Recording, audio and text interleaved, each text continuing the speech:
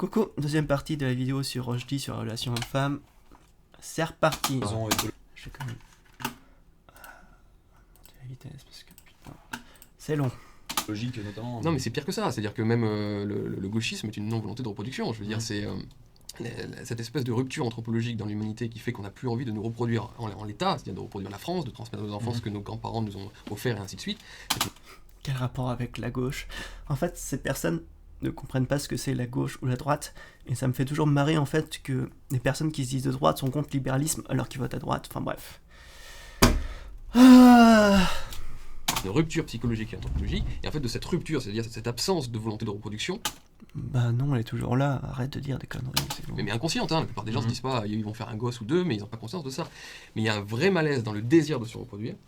Et donc en fait, c'est de là que vient la séparation, et de la séparation naissent après les dissonances cognitives, c'est-à-dire les auto-justifications mentales de cette séparation originelle, et donc viennent les idéologies.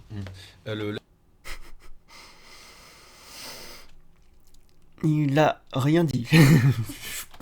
En quoi la vie citadine d'aujourd'hui fait que en fait, Paul et Victoire n'ont plus besoin. Je l'appelle Victoire parce qu'il y a une féministe qui tient les couilles sur la table, qui est un podcast assez influent dans le milieu féministe, qui s'appelle Victoire et qui m'a charclé dans son livre. J'aurais pu l'appeler Fiona aussi peut-être. J'aurais pu l'appeler Fiona, mais j'aurais pu Fiona. Ouais, c'est vrai. Fiona Schmidt. La vie citadine, bah ça fait longtemps qu'en fait il y a des villes.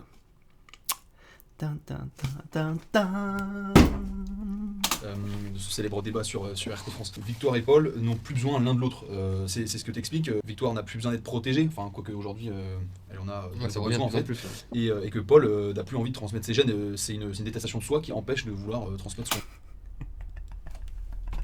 Mais qu'est-ce que vous dites comme connerie? Non, bah les gens sont encore attirés. Et en fait, je sais pas si vous savez, mais les femmes se mettent en couple parce qu'elles ont envie. Et c'est pas juste pour être protégées, d'accord? Faut arrêter. On a ce qu'on appelle voilà, la police, etc. Bah ça a toujours existé en fait.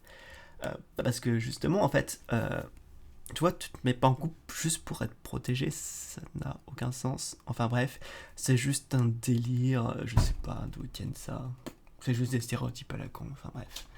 On est génétiquement. Il y a vraiment un tas de facteurs, c'est clair.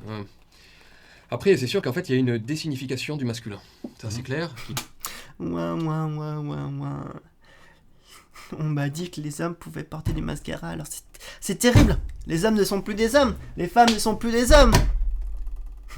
Qu'est-ce que je raconte? Bref. C'est que la crise de la masculinité, mais il y a aussi une désignification du féminin de plus en plus. Alors ce que je montre, ce que j'essaie de montrer, c'est que le monde a énormément besoin du masculin et du féminin, toujours et aujourd'hui. En fait, je pense que vous ne comprenez pas, c'est que le monde, visiblement, c'est pas ça qui le dérange en fait. Voilà, vous créez des problèmes, visiblement. Voilà, on vous dit, ces moments, ça peut poser des problèmes à certains de dire, ouais, les hommes sont pas forcément costauds, oui, les femmes peuvent avoir des poils, tu vois.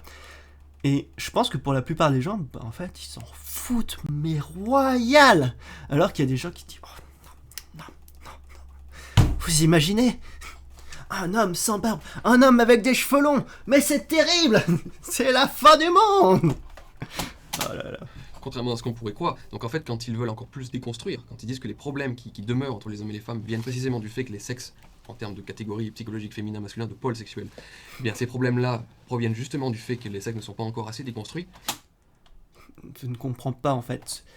On a d'un côté des personnes qui veulent dire vivez comme vous le voulez, et des personnes qui disent si vous n'y avez pas les cheveux courts, vous n'êtes pas un homme. Tu vois.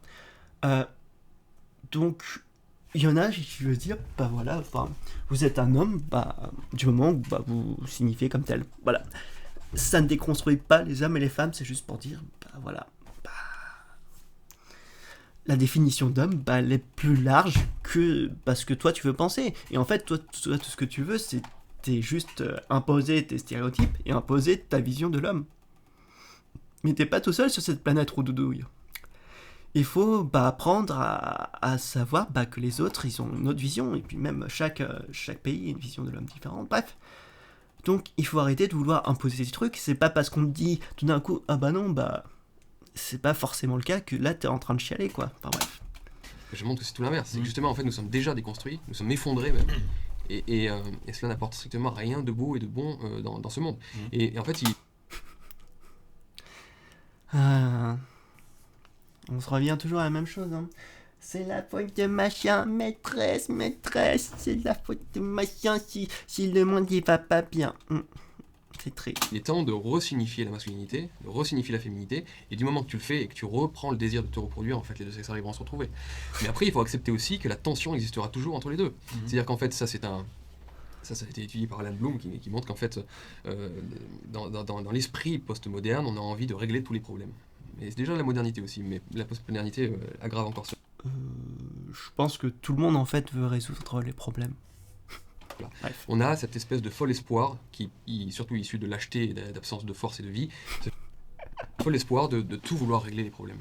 Que les problèmes soient enfin réglés. Toutes les inégalités. Oui, mais que tout soit... En fait, ils veulent la mort en réalité, parce que la vie c'est des problèmes, c'est de la tension permanente. Alors, tu es en train de me dire que vouloir résoudre des problèmes, c'est lâche.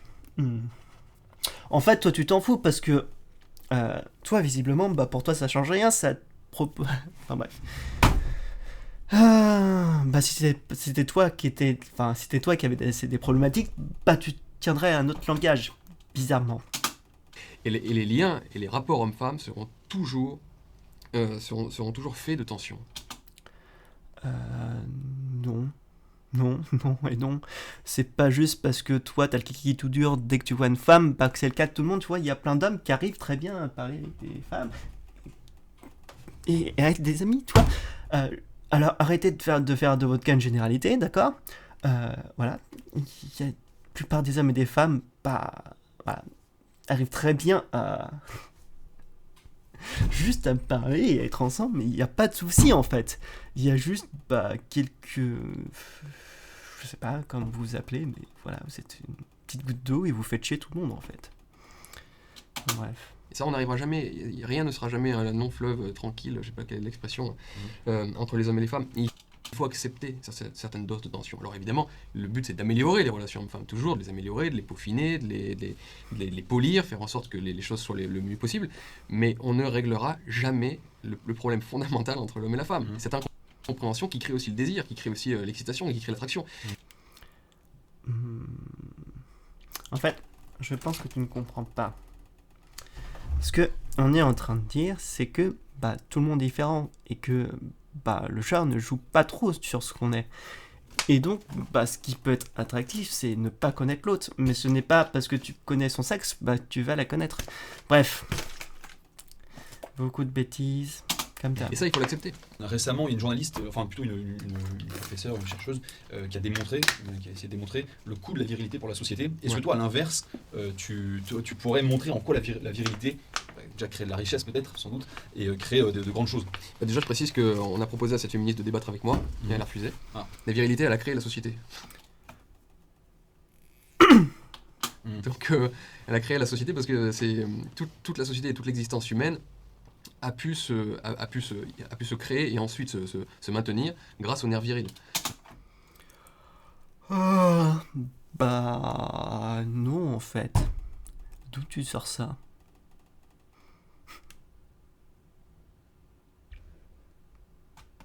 On pourrait en parler, je montre notamment que la nature du pouvoir est forcément quelque chose qui est lié à la virilité, parce que le pouvoir est lié au contrôle des ressources. Et pour contrôler les ressources et les territoires, il faut être capable d'agression, il faut être capable de se les accaparer, il faut être capable de les défendre, de les protéger. Et donc en fait, le pouvoir est totalement connecté dans son fondement même à la virilité. Non. Enfin bref, et puis il faut arrêter de penser que les femmes sont juste des petites choses fragiles, tu vois. C'est quand même fou en fait. Je ne comprends pas cette personne. Je pense qu'ils ne voient jamais de femmes. Bref. Mais non, il faut arrêter de prendre les femmes pour des trucs fébriles qui se cassent si tu les effleures, quoi. Non? Et puis, oui, des femmes qui peuvent être violentes. Enfin bref. Et puis, comme je l'ai dit au tout début de vidéo, le pouvoir, c'est pas juste que le savoir contrôler les ressources. Il peut y avoir beaucoup de choses. Enfin bref, on a vu aussi beaucoup des impératrices, des reines durant notre histoire. Donc, voilà, juste, ça contredit juste tout ton truc. Enfin, bref. Et donc en fait d'ailleurs les féministes, hommes-femmes se trompent quand elles disent que le pouvoir patriarcal a été, quand il est devenu patriarcal, c'est un pouvoir qui a été arraché aux femmes, qui a été volé aux femmes. Et de dire qu'avant le pouvoir c'était que les hommes. Mais en réalité, le pouvoir il n'appartient pas aux hommes, le pouvoir il appartient à la virilité. Bref, comme quoi on leur a arraché le pouvoir. Bah, en fait, c'est comme beaucoup de choses en fait, le patriarcat, c'est quelque chose un peu d'insidieux qui s'est mis petit à petit et qui s'est développé.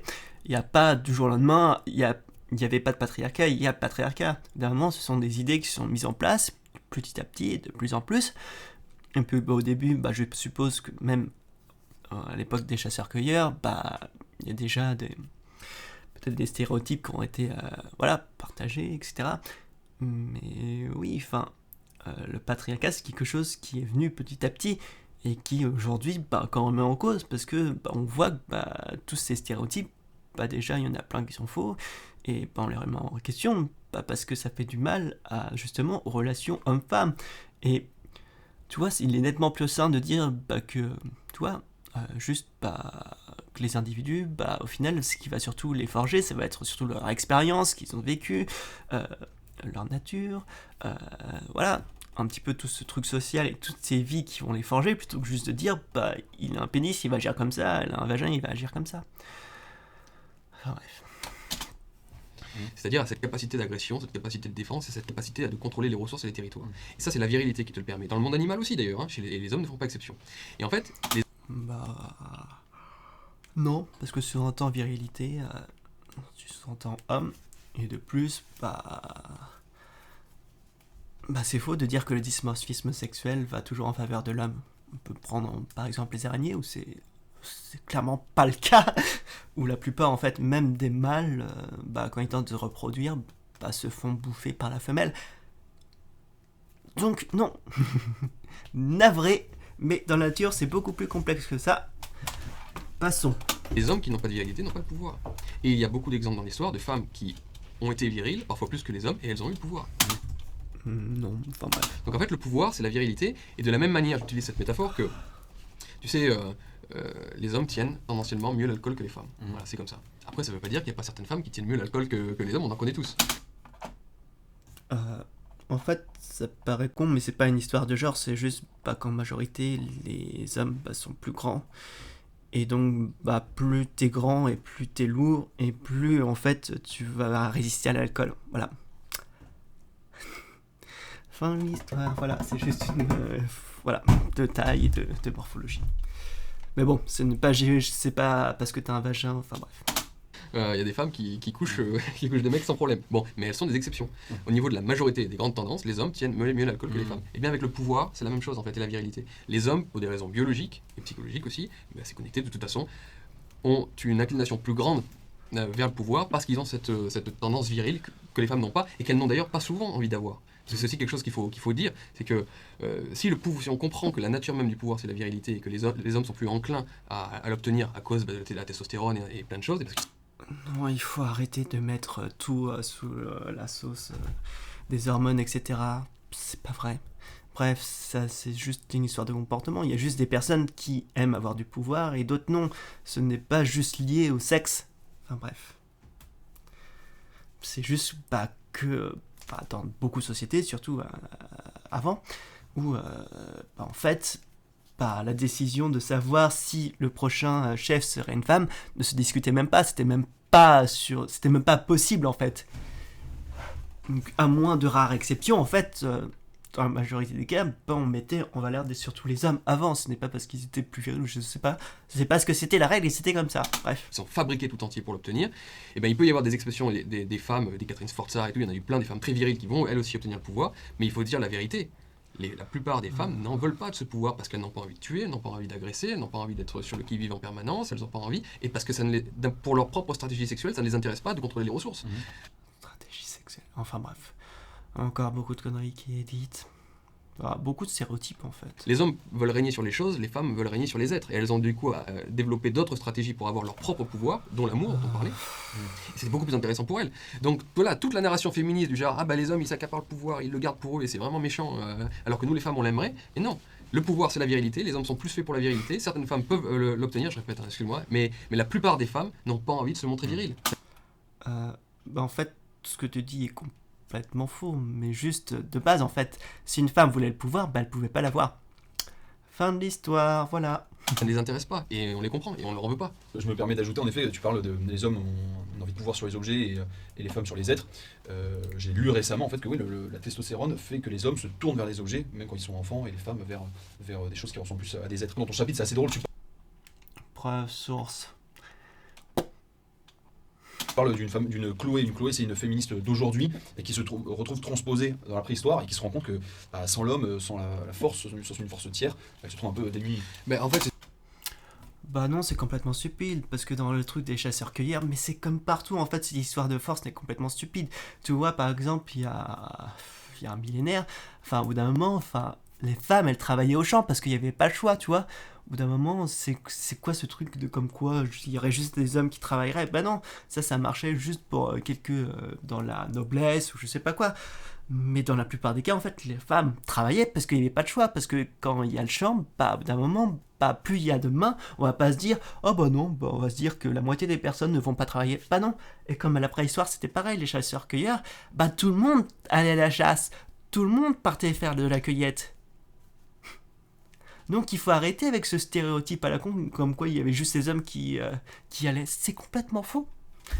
Tout simplement parce que, t'imagines en fait, c'est complètement stupide. Tu te dis, je vais me priver de la moitié des personnes disponibles, comme ça. Voilà. Ça n'a aucun sens, bref. C'est surtout que je montre, je m'amuse. Les femmes peuvent pas se débrouiller tout seules. Non, mais en fait, c'est surtout que j'imagine que Chloé, la féministe de la Sorbonne parisienne, elle passe par une machine à remonter le temps inventée par Elon Musk, ou je ne sais pas, et elle arrive il y a moins 300 000 ans dans un clan préhistorique d'Homo sapiens.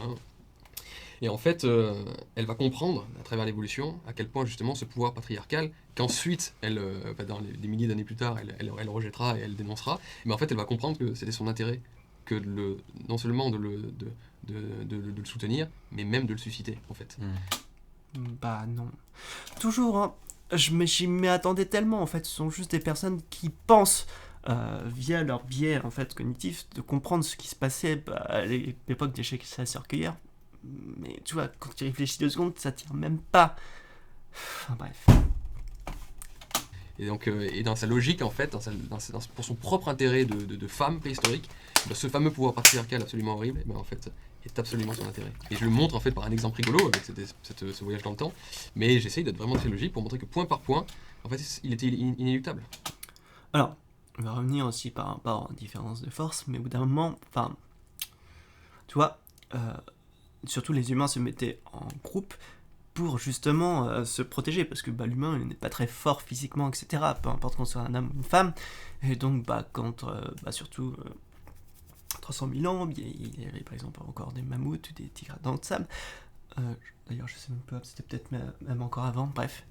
Et donc, tu vois, tu sois un homme ou une femme, contre un animal, tu fais ce que tu peux. Et donc, tout le monde participait.